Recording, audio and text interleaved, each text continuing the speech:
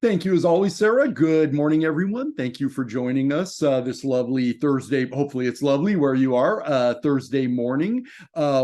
Welcome those of you that are utilizing Employee Navigator for the ACA reporting, the 2023, in this case, Form 1095 and 94, almost certainly C forms.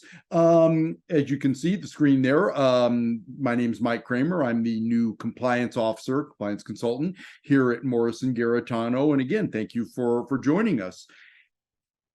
So for today's presentation, what we will be doing, the first two sections will be a relatively brief background on the general ACA affordability and reporting parameters. This will be a review for those of you that joined me last Thursday, a week ago. But for those of you that couldn't make it last week, hopefully there's not any new information for you in there, but just a reminder of why this is all coming about, why you are in fact required to go into Navigator and execute these forms and have them submitted to your full-time employees and filed with the IRS. The heart of today's presentation will be section 3, the walkthrough of the form composition process in Navigator. And then section 4 will end with the actual filing protocols for NELCO, which is the third-party filing vendor that Navigator uses to actually transmit the forms, generate the forms, transmit them to the IRS, and mail them out, paper mail them out to your full-time employees. So with that said, again, section 1, the basics of the law itself. Why are you here? And to start with, your organization is an applicable large employer. Specific to today's presentation, that means that your organization had at least 50.00 full-time equivalent employees in the averaged out over the 2022 calendar year. Therefore, you were, as of January 1st, 2023, an applicable large employer and needed to file the 1094 and 95 C forms for 2023 that are due here in, for California, less than 2 weeks. But we'll come to that next slide. Who files? If you're an ALE, you're filing the Form 1094 and 95 C forms. For those of you that are sponsoring fully insured plans, you don't have to worry about Part 3 of the 1095C. Those of you that are self-insured, you do need to worry about Part 3 of those forms. Now, as alluded to and mentioned last week and alluded to just now, those of you that have California residing employees, our state tax franchise tax board has a shorter deadline, more abrupt deadline than the IRS. The IRS says the 1095Cs need to go to the employee by this year. It's March 1st of 2024. Franchise Tax Board says they want them to employ California residing employees by January 31st. That is their official codified stated position. Unofficially, they've said as long as you get them to the employees by the IRS deadline of this year, March 1st, you're okay. I would say plan on the January 31st deadline unless your CPA or licensed tax attorney tells you don't worry about the January 31st deadline. One other side note here that we'll cover a little more in depth later on in the presentation. If you are a fully insured plan sponsor, you technically do not have to submit the 1094C and the 1095Cs to the Franchise Tax Board. You can, but you're not required to. The insurance carrier itself is supposed to handle that. If you're sponsoring a self-funded plan, you do need to transmit that information, you yourself, your organization, to the Franchise Tax Board. Deadlines, we covered those last week and just now. The official IRS deadline for the respective employee forms this year, it's March 1st. California employees need to receive them officially in about a week and a half here. But again, if you just absolutely can't make that deadline, so far I haven't heard of any employer with California situs employees getting in trouble as long as they meet the March deadline. But again, talk to your CPA or tax attorney. The transmission, to the IRS. If you're filing by paper, you shouldn't be, as we talked about last week, unless you're under 10 full-time employees. You must file electronically to the IRS beginning this year, and that date is April 1st, 2024. So there is plenty, easy for me to say, plenty of time there. What are the penalty updates under the Affordable Care Act itself? Again, reiteration, hopefully at this point, once you are an applicable large employer, you must offer health insurance coverage, level 1 health insurance coverage to at least 95% of your full-time employees. Once that's done, you still need, in order to be fully compliant, to ensure that coverage is both minimum value and, more importantly, affordable to all of your full-time employees. What are the penalties if you don't? Well, level 1, if you're not offering at least 95% of your full-time employees minimum essential coverage, just bare bones medical insurance, the failure there is if even one full-time employee gets a subsidy from the state exchange, for 2023, $2,880 each month for all of your full-time employees minus 30. Even once you're inoculated from that by offering the 95% coverage, you can still get hit with quote unquote one-offs, the B penalties. That amount is $43.20 divided by 12. Remember, they're assessed monthly for each employee that month was unaffordable coverage. What are the penalties for failing to furnish or failing to furnish to the employer, file with the IRS? $310. It's automatically doubled because, so it's really $620. The IRS assumes if they didn't get it, the employee didn't get it. You can rebut that, but that's what the presumption is. Again, we touched on this. What is an example of the sledgehammer penalty? Penalty A, if you're not offering 95% of your full-timers at least bare bones medical coverage. There's an example there, an employer that had 75 full-timers gets hit with the A penalty because somebody got a subsidy. Again, it's 1/12 for that month. It's going to be $2,880 amortized out annually, $129,600. As we talked about last week, this is still the bottom line on all this is it is still on the IRS's radar. The employer mandate has not gone away.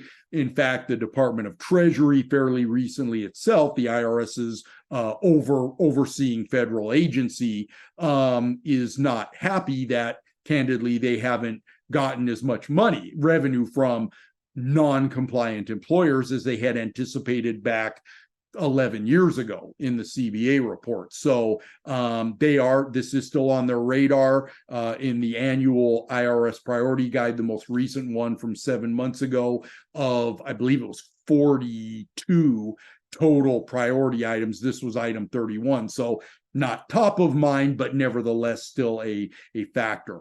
As we mentioned last week, this is actually very important. Prior to 3 years ago, 2020, the IRS was saying, hey, look, if you're late on the forms, if there are honest mistakes, maybe if it just slipped off your radar for a year, we'll give you a mulligan. Just get the forms in as quick as you can, work with us on correction efforts, and we won't levy a penalty on you potentially at all, or a greatly reduced penalty. No. That went away effective 2020, and they are from what I've been hearing, they are being more stringent on late or non-filers. So as you can, again, 310 per form. If you just flat out do not file and they can prove it was a deliberate non-filing, that penalty goes up to 580. So 580 times 2, and it's capped at 3 million. That amount there, the 3.27 million amount. As mentioned last week, unfortunately, the IRS General Counsel does not consider, issued a memo a few years ago. It has force of law. It has not been successfully challenged or overturned, that these 1095, 94C forms are not tax forms. That means they are not subject to the 3 or 6 year, depending, statute of limitations look back period. What's the point there? If you've been an ALE, as long as your organization has been an ALE, you should be retaining the 1094 and 95Cs from those years. Again, keep them in accessible but secure locations. I'll cover that a little more later on in the presentation. There's a special function in the NELCO system you can download and save your past copies that you filed with them. So with that said, now we get into, again, the heart of the presentation, walking through Employee Navigator. So before actually getting into the walkthrough of the data finalization, what I recommend, it has been recommended, and hopefully you've heard, those of you especially that have been using Navigator for a length of time now that aren't brand new to it. Ideally, you want to be updating your employee data at least monthly, in an ideal world weekly, but if not weekly, then at least monthly, failing that quarterly. Just go in and make sure that the census data listed there on the screen, hires, fires, what is that employee classified as under the ACA, full-time, variable hour, the earnings, of course, very important for the affordability safe harbors, the employee's mailing address, they're going to need that to receive the paper 1095C, right? And enrollments, special events, mid-year entrances and disenrollments, etc. Again, we recommend that if you haven't already done so for the 2023 year, you run a report and verify that the employee proprietary data, the HR data, is correct. Let me start. I'm gonna start this walkthrough with a screen that some of you, hopefully you're all familiar with, but some of you may not be. So this is in your file, your ACA menu. The sub menu on the side there is the Manage Hours screen. When you click on that, hopefully at this point, you want to be sure you're in calendar year 2023, the current reporting year. The data that's in the big red circle there should be filled in. If you've been updating monthly or quarterly, that should be populated. If not, you're going to want to fix that. And by fix that, I mean import the hours so that they're present.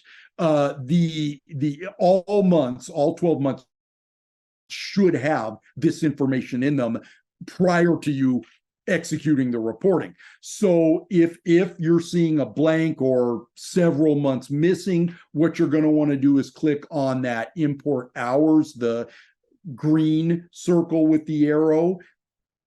And actually first, depending upon how much data is missing, you can click that Excel. If it's the entire year, click that Excel button that's not highlighted there, but up in the upper right-hand corner, and it will download. I'm going to jump ahead. It will download a full year's Excel sheet that looks like this. It'll have the, you'll want to put social, first name, last name, compensation type, ACA classification, and then the hours. It'll have the full months listed out here. You'll either have to manually enter, or if you can import from your payroll or HRIS system, that'd be awesome. But you're going to want to account for everybody, and their hours worked on this sheet, save it and upload it. If you only need monthly or daily updates for this screen here, then you can use one of these circled Excel sheets. They're substantially the same as the annual sheet that I just showed. They just pertain to a specific month or even a day. And then once you've input that information, save it and upload it here. Either click to import file or just drag it in. If your operating system will allow it, you can just drag it. Once that's done, you circle back, and then that big red circle, instead of being blank, will have the necessary information. You still may need to, I'm going to back up one more screen. You still may need to go back and clean up the earnings data, but at least you'll have all of the hourly data after this. So again, bottom line, if this screen is populated fully and you're confident in it, this is N80. It's only for those of you that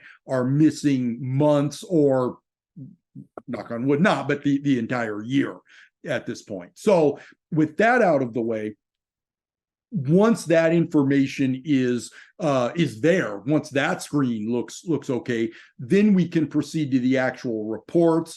And again, at this point, we're validating the data. Whereas before, in the prior instruction, it was missing. You would go from the ACA submenu to reports. You'll see that field column based and fields. You'll want to make sure that these are selected. And in the ACA eligibility, then you go over back to ACA eligibility dashboard. HR pending action, the circle there, that's it, the system navigator telling you that even after all of the data's in, it's flagging that there may be an issue with the data. So go ahead and click on that. Yep, as it says there, click on this that need your attention. It will list the employees that it is claiming or believes has a problem. And you can go over to the ellipsis here on the side, and you're either saying, okay, this individual was marked as ineligible, should have been eligible, or vice versa, was marked as eligible and should be ineligible due to being a part-timer. You can add hours in if you know that they work more hours than the data import that we covered a few minutes ago. Hopefully that's not the case. Again, or override as ineligible. One thing, this probably won't apply to anyone on this call, but if you believe or suspect that your organization may not even need to file the 2023 forms due to not being an ALE for 2023, the way you would check that, once all of the hour data that we again previously discussed is in, you would go to your audit reports menu and the ALE counts, the column on the right, click that. You'll get a screen that looks like this. Remember, as we discussed earlier, 50, the threshold is 50.00 full-time equivalents averaged out over the year, the 12 months. If when you see this screen, unfortunately, by the way, you're going to have to do some actual calculations. The system doesn't give you an output, a summary sum of a result of that bottom row there, but just add all 12 of those up, divided by 12. There's your result. If it's less than 50.00 for 2022, you're not an ALE for 2023 and you don't need to do this. Let me know if that's the case, and I'll just verify that with you offline just to make 100% sure, because that's a bad bet to lose. But but yeah, that if you, this is a moot consideration for those of you that know you were an ALE based on the 2022 counts. But if you're right on the precipice there, yeah, feel free to do this. Again, you'll need the data. I guess I apologize. I misspoke a little bit. This is using the 2022 calendar year data. So just make sure that is all properly updated, entered and updated in the system.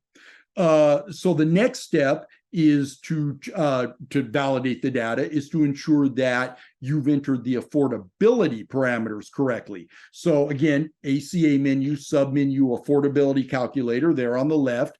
You will select the low cost plan. Remember, as we discussed last week, affordability is tethered to the lowest cost minimum value plan that employee or class of employee could have enrolled in. Again, please ignore the fact that this information is a little outdated, but the menus are and links are substantially the same. This is where the system will flag that you have, based on the hours and wage information, that you have some full-time employees that it is saying the cost of coverage was unaffordable. And you would click on that link, the middle one right there that says view 3 employees with costs. I believe for 2023 it would be 9.12. It'll take you to this screen and show you that okay, these are the people we're showing as unaffordable coverage. Well, obviously $10.50 for 2023. I believe that would be $15.50. Anything less that is validly entered as less than $15.50. That's a separate conversation. Let me know. But yeah, if the hourly rate is just wrong, was entered incorrectly, this is where you can correct it there. So also then you want to check the plan assignment. Again, lowest cost minimum value plan that employee, class of employee could have enrolled in. For employers that offer all employees, regardless of location and class, multiple plans, only one box should be checked, just as in the hypothetical here. If you're an employer that colloquially channels coverages, for instance, you've got a Victorville location, a Monterey location, and a Sierra Nevada location, and each of the 3 locations only has one distinct medical plan, then all 3 would have the low cost box checked. You would need to be sure that the system is properly channeling the plan to those employees, but that's totally fine. So again, the bottom line there is, though, at least one plan should be checked. One medical plan should have this low cost checked. Otherwise, the system won't be able to properly calculate affordability. What is your assigned safe harbor? Again, same menu, ACA, assigned safe harbors. This, for a lot of you, is going to be rate of pay. For some of you, W-2. And if you are, in fact, requiring your employees to pay less than around $103 for 2023, it could be the federal poverty level. But just be sure that this system has you set up to use the correct affordability safe harbor that you are in fact using. Otherwise, it could potentially flag unaffordability where unaffordability doesn't exist. After that's taken care of, you'll want to verify. This part should be easy. You're actually ready to, the screen, I should say, relatively easy. Proceed to the actual preparing for the reporting itself, transmittal of the reporting from Navigator to Nelco. Step 1 is part 1 of the employer information submenu. This is the employer, your organization's proprietary information. My caveat here would be for employer name.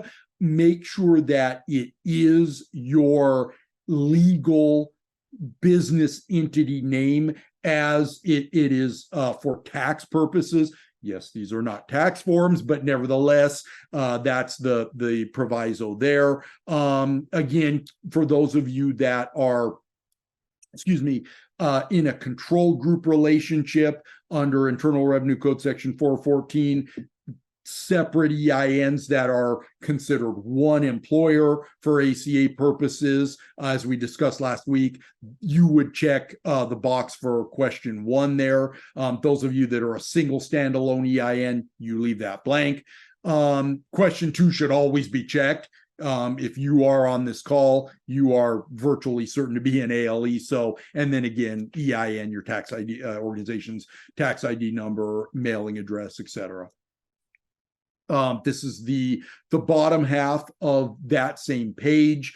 We touched on these a little bit last week, but qualifying offer method, that's only if you're using federal poverty level as your affordable safe harbor. If you are, you can check that. If not, blank, don't worry about it. If not, 1A2C code, again, we touched on this last week. I'm a proponent of not checking that box if you're using federal poverty level as your affordability safe harbor. The beauty of it is you can just enter code 1A in line 14 for that month that it was offered and not have to worry about anything else. But if you want to definitively have on paper that the employee enrolled in the coverage for that month, fine, check the box, no harm. Either way is totally fine. If you have union employees and you are contributing into the MIWA, you would check box 3. Let me know if that's the case. There's a couple of little wrinkles to that we can discuss offline, but and then last, use employee mailing address if a mailing address exists. That would be if your employee, if you know, has a different residence and mailing address, you would check that box if you have their separate mailing address. So transition relief, again, last one, the 98% offer method. There's no harm in not checking that box directly, but that box should be checked because that means you're offering at least almost 100% of your full-time employees affordable coverage, which the law says you should be doing. So just be aware, if that box isn't checked, there may be an issue with the actual affordability on as it relates to your full-time employees coverage. What are the costs for all this before proceeding further? Well, they've gone up a few cents, I believe, since the 2022 forms. For those of you that only are required to file federal or state, that's going to be, I don't think anybody on this particular call, but the cost is per form, I should say. Recipient, most of you are going to actually be looking at the very last column. The pertinence would be the last column. Federal e-file and recipient USPS mail and online retrieval. Again, those are the per form costs there.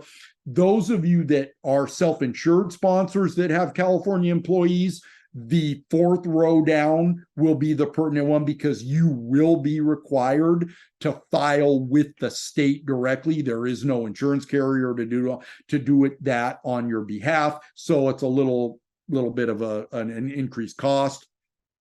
And be aware, if you wait until the very last day, let's say January 30th, for those of you that have California employees, they NELCO and Navigator impose an additional $1 per form surcharge on top of that. So now we're ready to actually file. So again, verify the plan assignments, audit, preview the form data, and e-file. How do we do that? Well, okay. So now after you've verified the employer information, click on the link below that, audit and e-file.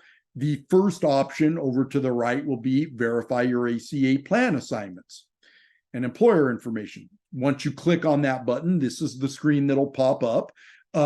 If everything, these are the plans that it will list here to show you okay, what's the plan name? The start date of the plan, is it self-funded or not? Is it minimum value, minimum essential, and the affordability tethered plan, or as they call it, low cost. If you need to make any edits, you click on Edit ACA Plan Assignments, and you would adjust it there. Once that's done, you'll check the employer information. Again, we've as we showed a few steps ago, hopefully that was already taken care of pre-filing screen, transmittal screen. But if not, this is where you would make edits here. Once that's completed, you're going to audit the demographics and enrollment data. Click on that button and it takes you to this screen. Navigator will let you know if it's showing that there's a current issue with the data as they have it. See the red fields there. You click directly on those hyperlinks themselves to make corrections. First step would be missing required ACA data. And as we can see here in this hypothetical, these two individuals, names and socials redacted, are missing an ACA classification. Very important. If they are, the reason is if they are part-time or variable hour non-full-timers, in certain circumstances, if they were full-time the entire year, they shouldn't even be receiving a form. Or an employee that was in a look-back period and didn't measure out also would not receive a form. Conversely, if they are classified as full-time, they should be receiving a form. So that's why that classification is important. The missing invalid demographics, in this case, we have employees that are missing their address. Again, since they are required to receive the 1095Cs by mail, that's kind of important. So this is where you would correct that information had it not been previously entered in the Navigator system proper.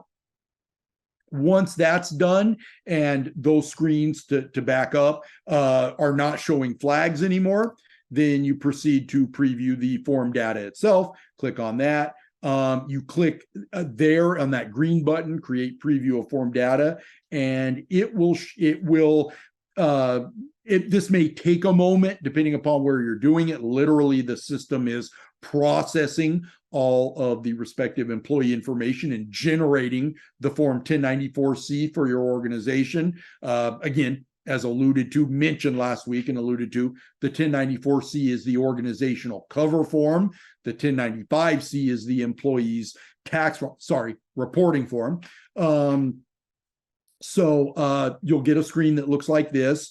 You can see there, even though it's not highlighted directly or circled, that orange box right in the middle, employees with unaffordable coverage or non-qualifying offer 147. Well, that's a problem. We'll get to that in a minute. But the low-hanging fruit, what I would recommend first is let's look at your cover sheet, the 1094C.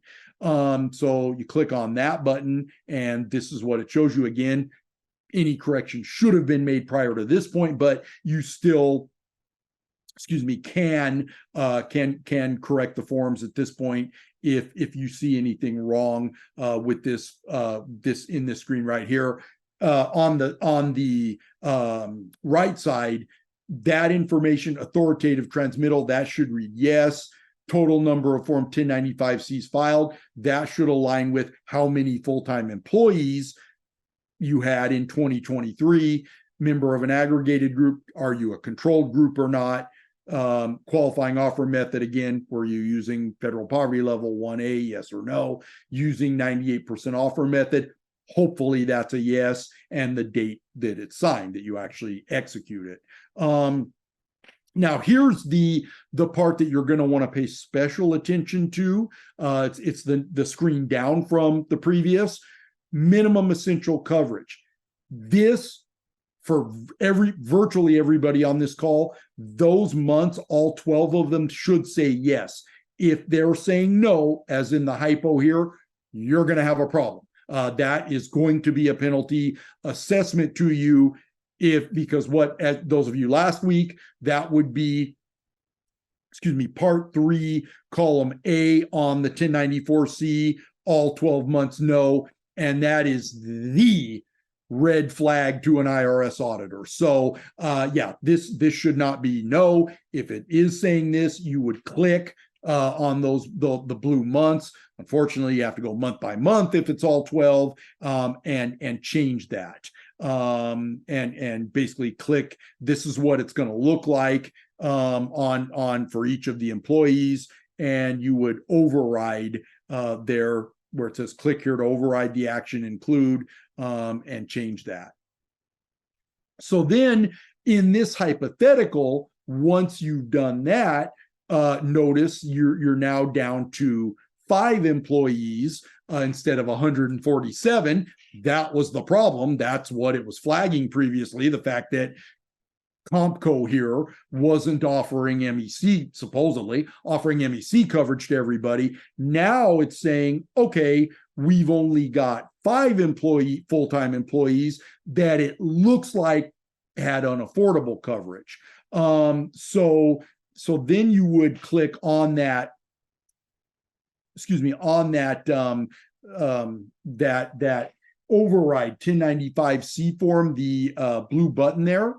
And if you need to, these individuals here didn't receive forms, but it looks like according to the system they should have. So you would click the generate the form button and save the form overrides. Once that's done, you just you check them, and via this screen here allows you to go form by form and enter information that is currently incorrect. In this case, it's pretty obvious to see what the incorrect information is. The hourly rate is too low for the bottom 3. The second one down has no information at all, and the first one, again, same thing, doesn't have any information, compensation information. When you go in, as the screen shows, let's just click on that view button. This particular employee, okay, was offered coverage, had to pay $150, and whoops, it's unaffordable. Well, it's unaffordable because they don't know the hourly rate. According to the system right this second, this gentleman or lady was earning nothing. So obviously, yeah, unaffordable coverage. So you would be able to, as you can see there, on the far left side, the override link, that's where you click. For this employee, what I would actually recommend doing is you would need to step back and enter their compensation information, as we detailed near the beginning of the presentation. But if it's that, hopefully will clear it up. But if it's not, you can manually override on that screen there. So, and again, once you're done, this screen will show how the form currently works. Hopefully, again, that clears it up. Once that's done with each employee, that individual employee, in this case, the 5 that it had flagged, you come back here to this screen. Hopefully it's got that orange box says 0, just like it does here. Then you're ready to actually, instead of cleanup, you're ready to review the, at this point, correct forms, and you would click the circled button there, the view 1095, view 1095s. Now, this will present you a list of each employee and the quote unquote coding for all 12 months of 2023. Unfortunately, this isn't super helpful in that it only shows the coding for actual enrollment, not even coding, just an Employee Navigator nomenclature E for the months of enrollment. So practically speaking, any employee that was enrolled the entire year, in this case, row 1, rows 1 and 5 and 6, you wouldn't need to really worry about. from an affordability and penalty standpoint, not saying there are no errors on the form, but anywhere where there's a gap, I would recommend, time permitting, you review the form and you click view on the left side there.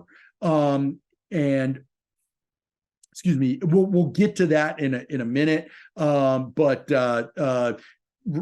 Regarding this screen, when you are actually taken to this screen, it will let you know that state filing is required for this employee because in our case, it's a California resident. Remember, those of you with fully insured plans, you are not required. In fact, we recommend you don't actually enact the state level filing, the additional charge. If you accidentally do, no harm. Just means the Franchise Tax Board is going to get 2 sets of these, one from the carrier, one from you. Don't worry about it. As a practical matter, it just means you spent a little bit of money you didn't have to. But again, we recommend you don't. So in essence, you can quote unquote ignore this line here. This is the employee's this employee's 1095C. If you didn't attend last week's webinar and forgot what the codes mean, Navigator does have a code. What are the codes? Up there in the top right corner, you can click on that and apologies, I clicked the wrong button. It will present you a pop-up detailing what the offer codes are. Those of you that were on last week, 1H and 2C is an invalid code combination. What you're attesting there for all 12 months is that you did not offer coverage, yet the employee enrolled in it. That's literally not possible. So in this case, again, if you cannot back out and change this on the back end with the data, you'll want to override it here. And that's when you click on the, depending upon which line you need to change, the row overrides there on the left side.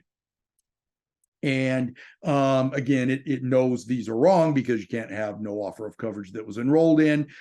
In this case, line 15 override, you would override line 14 if this employee was offered coverage and either enter most likely 1A or most likely still 1E, minimum value offer of coverage that is has been offered to at least the employee and the dependents. Line 15, if you need to enter, again, lowest cost that employee would have paid had he or they enrolled self-only coverage for the lowest cost plan. Unfortunately, you have to go month by month here. And then line 16, if necessary, once you do, it'll show you, once you've done that, the corrected months, they're in blue, and then you just go employee by employee using the navigation buttons up in the upper right hand corner. Hopefully there aren't too many of those, but again, if time permitting, you want to at least spot check a few that had, particularly those that didn't have all 12 months. I'm going to back up here. In the E file, you want to at least spot check a few of those. So once that's done, again, coding errors, make sure, as I've been mentioning consistently, as much as possible, that the back-end data is correct, and then regenerate the forms after doing that. If it's still a problem, manual override, as you know the codes should be. Make sure that is, in fact, the valid code, that those are the proper codes based upon your payroll and HRIS information. Don't be entering an offer of coverage when there wasn't one made, or that is a test that it's affordable when in fact it wasn't. Any questions, still call me. That's what I'm here for. So now we're ready to e-file the actual file the forms. From this screen, you would click next to move to the final step. Excuse me, those of you that are doing this for the first time, you will need to establish an e-file account. That's where you click and, again, enter your company proprietary information, just so it gets you in the Nelco system and can transmit the data from Nelco to the IRS. I've heard whispers through the grapevine that a couple of our clients that are doing this have had technical difficulties. Let me or our tech team know if that's the case. We'll look into it. But again, those of you that are ongoing filers, this is NA to you. If you are a new filer, just click this, enter the information, save it. And if it's still giving you a problem, let us know. Again, when you get to this screen, it will flag it if there's still an issue. It should have brought these to your attention already, but if not, or if, God forbid, this isn't the case, if you do in fact have full-time employees that should have been but were not offered affordable minimum value coverage, you'll get this screen. In that case, that's not an override. That is a legitimate prospective penalty month, and you would just power through it. Again, this is where it catches that there's an issue. In this case, with this individual, what's the problem? Well, the system did not calculate the cost, the actual what would have been his cost at lowest cost single only for that month. So it cannot conclusively determine if in fact September's coverage was affordable. He didn't enroll, but it's saying it was affordable. In essence, it's asking you to prove it by entering that cost information. So you'd have to back out and fix that if that's there. Or again, if it is a legitimate prospective penalty month, you just ignore it and power through. Once those are fixed, you check this box for those of your employees that you have their email addresses and also want them to receive the 1095-C or be able to retrieve it. They'll receive a link where they can access the system and retrieve it. This is not a requirement under the law itself. It's just a perk that Navigator offers. So if you don't have any email addresses of your employees, don't worry about this. It's not required, but again, nice perk if you do have it and you want them to be able to retrieve it in addition to receiving the paper 1095-C. Once it's transmitted, you'll get this screen. Apologies, I know it's a little blurry. You click on that button and it takes you to the Nelco e-file where you're actually ready to begin have Nelco execute the filing process. The button on the radio button on the upper left that is currently selected is the one that you only, for those of you that have California employees and are self-funded, those of you that have California employees and are fully insured will want to click the radio button that is circled in red. Again, not the end of the world if you accidentally click the top one. It's just more money and effort than you needed. Same thing as what that the text there was saying. Once you've verified that the forms are correct here, you'll click the next button in the top right.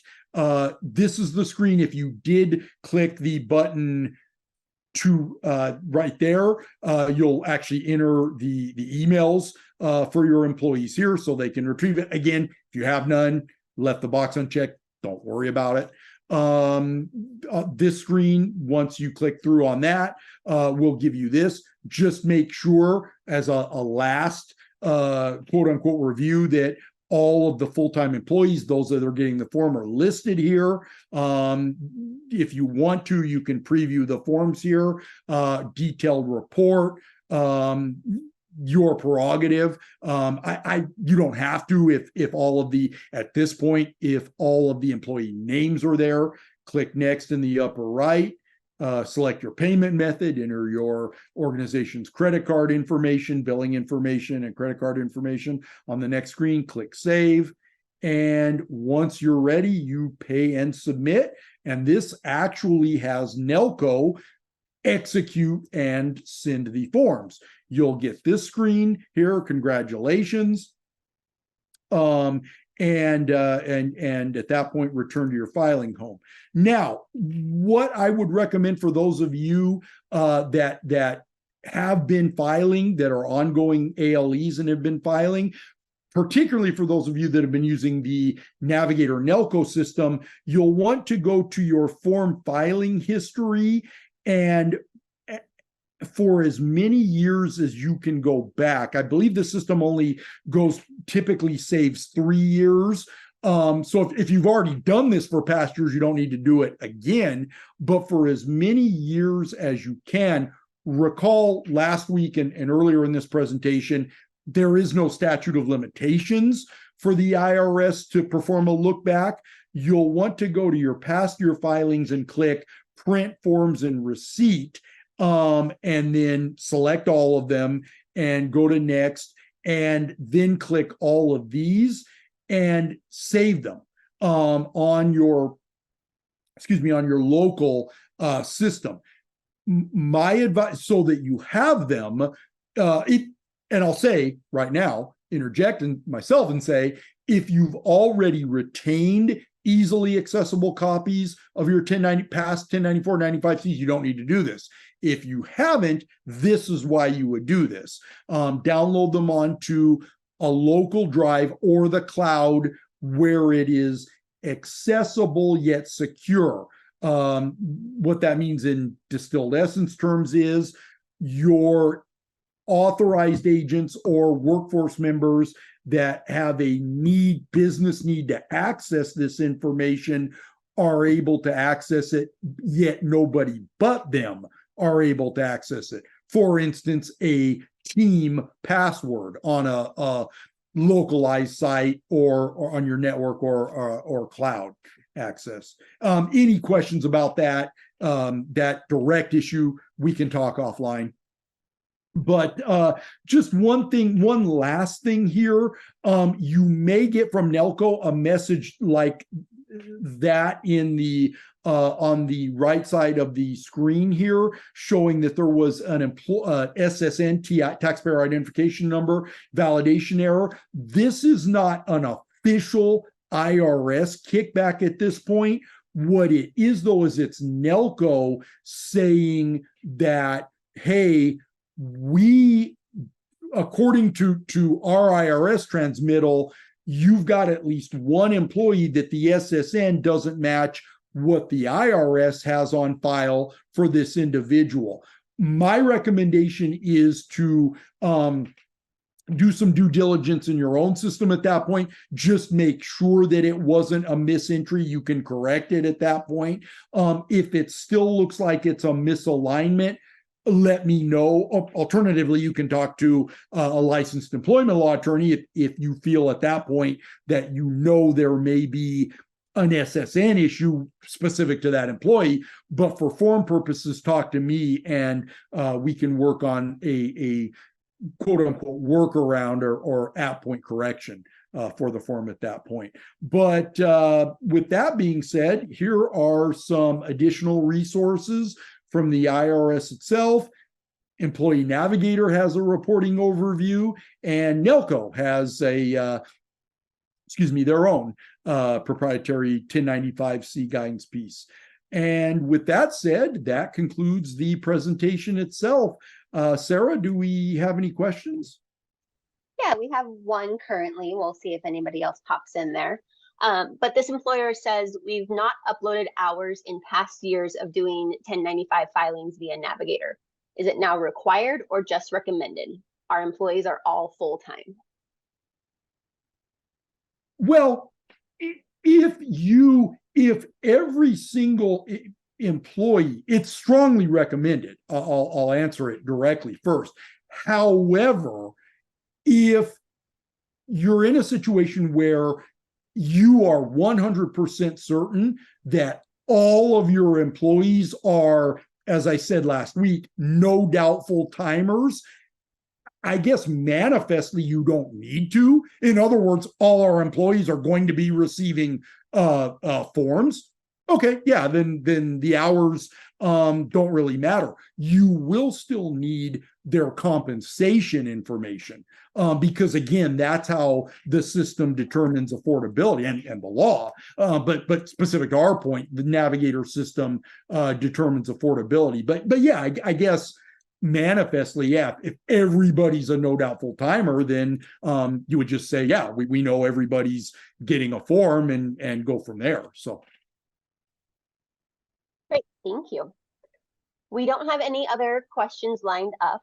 I do just want to reiterate for those on the call that you will be receiving a recording of this webinar along with a slide deck.